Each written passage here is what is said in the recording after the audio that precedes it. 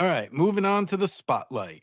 So this week we played Zelda II: The Adventure of Link for the original Nintendo Entertainment System. It was released in 1987 in Japan for the Famicom Disk System, and then in 1988 in North America for NES.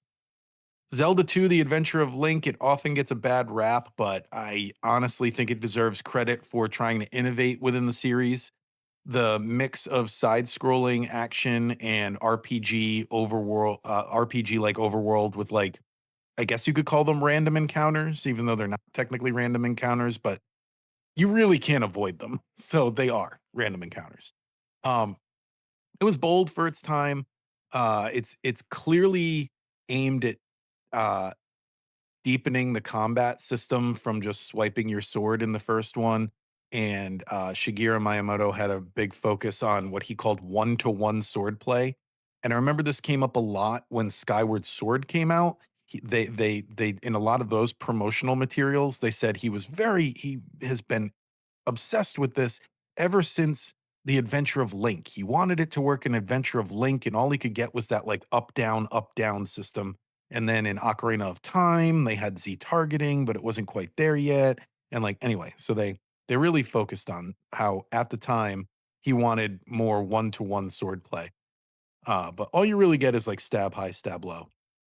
That said, I honestly believe this game could be remade into something great today by smoothing out the combat a little, making spell locations and requirements a little more clearly translated or communicated to the player, adding a couple of quality of life features like an in-game map, um, polishing the overall flow. Nintendo could just transform Zelda 2 from a divisive like experimentation into a modern classic, I feel like. That said, I've said it on the podcast before, and people accused us of being Zelda hipsters. It was it was not hated when it came out. When it came out, you had Zelda and Zelda 2, and that's it. You didn't have A Link to the Past to compare it to. You didn't have Link's Awakening to compare it to. You just had the two games, and it didn't seem as much of an outlier at the time, and I'm gonna say it here. I think as a kid, I played this more than I played the original Zelda. Now, A Link to the Past, I've already said, is one of my favorite games of all time. That took it to the next stratosphere. But as far as like before the Super Nintendo came out, I think I played this more. What were your thoughts on it this week? Yeah, it's not gonna matter what we say, is it? Like, Yeah. if we post any clips of this online, um, if there's gonna be any comments on it, we're gonna be out of it's gonna be out of context, isn't it?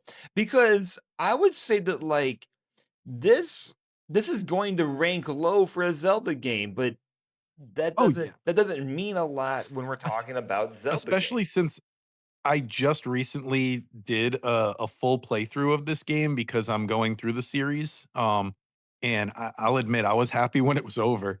But um, that said, it's only because of those things that I feel like I'm like, if I just didn't have to like stop my forward progression every 2 seconds to be like bling, bling, bling, bling, bling, bling, up, down, up, down. Like that's the only thing preventing this game from being great. That and like telling like stuff games of the time had normally like Simon's Quest is famous for this too, of just like not communicating very well to the player what you're supposed to do. But like you just change the dialogue a little bit and you change the combat to not just be like block stab and you got a good game So in my opinion. I'm so I don't think I've ever been more torn on a game that we've done as far as like potential remakes because I feel like selfishly, like, yes, I really want this game to be remade, even though, yes, it's not one of my favorite Zelda titles. And I'm Mhm. torn on whether or not that would be a good business plan, a business idea for Nintendo, even though I selfishly want it. At the same time, perhaps after Nintendo, releases Dust Bloods exclusively, and they get a bigger install base of people who might enjoy more difficult games.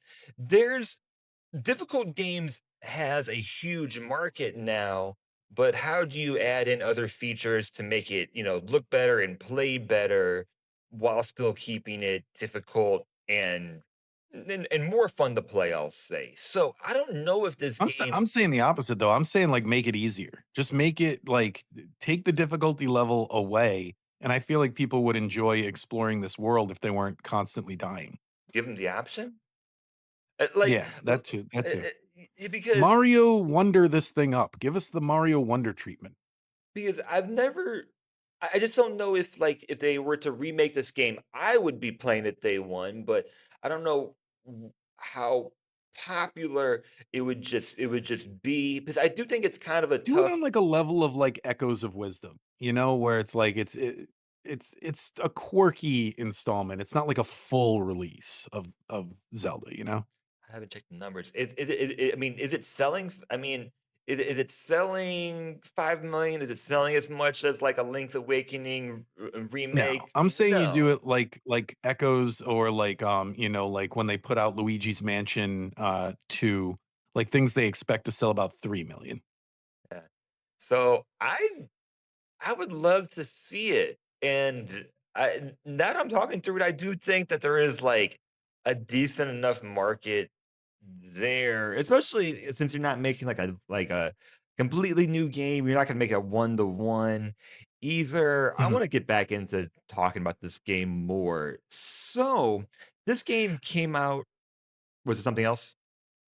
I was just gonna take Yeah. it through like the way Game Pro magazine used to review their games.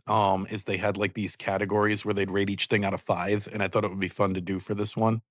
Um, so I'll do that more when we get to our rankings. So go ahead. Oh, so this game came out less than a year in North America after the first one, and that's Mhm. always crazy to think about, thinking about development links now.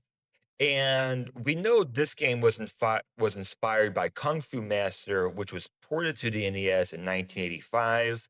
So there's not very much detail on the overall development. We know Miyamoto had a whole different team for this compared to, then to Zelda 1, Miyamoto worked on this under a different moniker, and, we can assume that Adventure of Link was in development prior to the first Zelda game actually being released. We don't know, but, less than a year is not a very long time. So, Mhm. it's safe to say that he at least had that idea, with Kung Fu Master 1985, that he wanted the second Zelda game to be completely different from the first, not knowing how successful the first game was actually going to be. And yes, I couldn't get the Wayback Machine to work so well, but the initial reviews that I saw are all very, very positive. They mentioned that it's a logical step in the right direction with the success of Mario. Like, okay, like side scrolling here, side scrolling there. That makes sense. And the music Yeah, at the is. time, the first Zelda would have been the weird one. Like not a lot of games played like that. Yeah, graphically it's weird, but it is, of course, an upgrade. The music was done by a whole different composer, but it's great. Like, I was actually surprised, like, because it's so similar. Like, it's such a Yeah. logical, like, next, um That it's dungeon it's just theme, very, and they very brought it good. back for Smash Brothers Melee. That dungeon theme is so good. Yeah, and there's plenty parts to this game, whether it's Dark Link, whether it's, the impact of NPCs overall, in these games that you Introduction of just the magic meter. you just that you just see um in future Zelda titles as well. So I don't want to. I always feel like I'm not talking about the gameplay enough, but you Mhm. did um a decent amount. Like, have you played any games maybe in this generation that were similar gameplay or combat style? Like on the wiki, they mentioned Moon Crystal, Battle of Olympus. Any games that I remind honestly you think of? this compares very well with Simon's Quest because that was another game where they broke the mold and like tried to completely rethink it and add RPG elements and everything and more side scroll. Well, I guess the first one was side scrolling, but more cities and like NPC characters and stuff like that. So I think it compares with that a lot. Um, yeah, it's a weird game. You don't get items in the dungeons, you get spells that let you get to the dungeons from the towns, and then in the dungeons, you get items like, you get the candle that lets you see in caves, but, um, not like you would think of a traditional Zelda item, really. You get the hammer at one point that lets you break a rock that's in your way. Um It's, yeah, I guess I don't know, I guess it is more like the first game where, like, you get, like, the ladder and the raft, you know? It's not like later games where you're getting offensive, items. Right. So difficult game. I definitely want to get into rankings and recommendations, and I like your idea as well. This is a more difficult recommendation, we would say, for a Zelda title. If you were to recommend this game to somebody, how would you recommend they get into it, or do they just just jump in? No, I would say play other Zeldas first if you're playing this, to experience the Zelda series. You know, I would say start with stuff like A Link to the Past and Link's Awakening, and if you want that top-down perspective. Also, there's the Oracle games; they're pretty decent. And then, you know, this is you just gotta go in knowing that you're gonna need to use save states. It's gonna be extremely difficult, and you're gonna be replaying a lot of areas over and over again. This is an old school video game in that sense, where it expects you to just keep replaying a thing until you get past it. So, yeah, I'd recommend it to people who enjoy that old school video gaming experience and are not looking for a modern version of games where you're expected to be able to complete your tasks. Um, as far as like how GamePro would have reviewed it at the time, I'm just guessing. I didn't pull up an old review or anything, but they used to have these categories. I'll bet it would have gotten a 5 out of 5 for graphics. It looks very good for a game from 1987. Um, Controls are a 4 out of 5. It's the you never feel like you died because the controls were bad. I'll knock it back a point because of when sometimes when you get hit by objects, it's one of those games that knocks you back into the hole almost automatically. Don't like that. I don't even know if that's controls. But anyway, sound 5 out of 5. Again, the music's amazing, the sound design's amazing. You get that laugh on the game over screen, which is iconic, that um, so that's great. Where it falls apart is the last 2 categories. Game design, I think you'd give it a 2 out of 5, and satisfaction, I think you'd give it a 2 out of 5. So that's how I think GamePro would have ranked this thing. All right. It would have As been far as depends on the perseverance of whoever is reviewing it. Uh, yeah, yeah, keep going. out of my overall rankings, I put this I do have a degree of nostalgia for this, so it's not all the way at the bottom of my list or anything. I ranked it somewhere towards the middle at 65. It, actually, now that I'm looking at that, I can't put it at 65. Now that I'm looking at what games are in that area that don't make no sense. I'm gonna put it down at 71. That's a little better. So now it's below Dr. Mario. Um, Even that I want to see. This is a live ranking. Um, because okay, it can. You know what? It can sit below Ghosts and Goblins, which is an equally difficult and frustrating game, and above Grandius. So it's at 74. Well, I'm gonna put it at 36 and maybe just say that I'm ranking it too high as a Zelda title. Maybe I have my Zelda glasses on.